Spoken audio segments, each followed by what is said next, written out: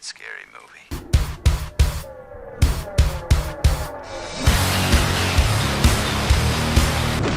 F. Murray Abraham. Mimic. On paper, a movie like Mimic sounds amazing.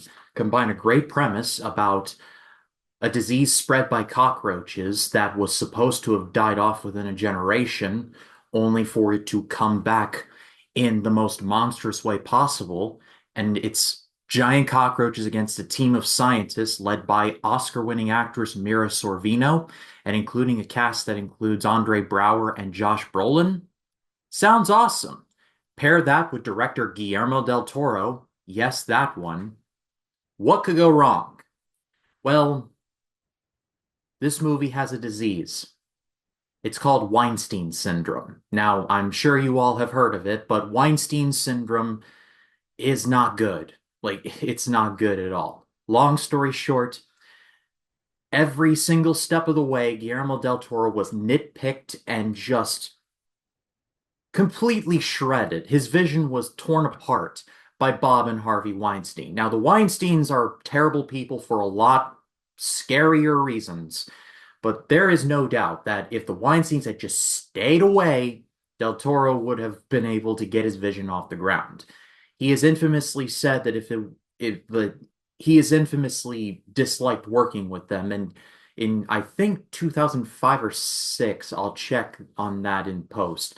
He released a director's cut of this film, he being Del Toro, and he said that it's not perfect, it's not my absolute vision, but it's as close as we'll ever get. And rewatching it for this series, I can confirm that it's not as bad as something like Alien 3, but it's pretty close to like bad like studio interference. It's ambling in that general direction. There are moments of pretty good things here, including the acting. Mira Sorvino's great, Josh Brolin's great. And when Guillermo del Toro was allowed to do things like portray these cockroaches as the actual monsters that he sets them out to be, it's really good. But you can just tell that it's Guillermo del Toro working handcuffed. You can just tell that he has been told what to do and what not to do.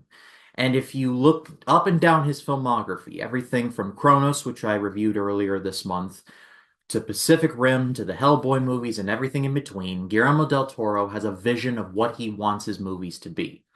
Like him or not, he knows what he's doing and he knows the movie he's trying to accomplish. And unfortunately, this movie just feels like it's in cruise control a lot. And I feel like if Del Toro were allowed to do some of the more demented things he's known for, it would have been way more effective. It's honestly one of Del Toro's more forgettable movies. I honestly forget myself, and I've now seen the movie twice, once in private and once for this. So Mimic is genuinely great in bursts, especially when it comes to the nitty-gritty of it, the humans versus the cockroaches. That's great stuff.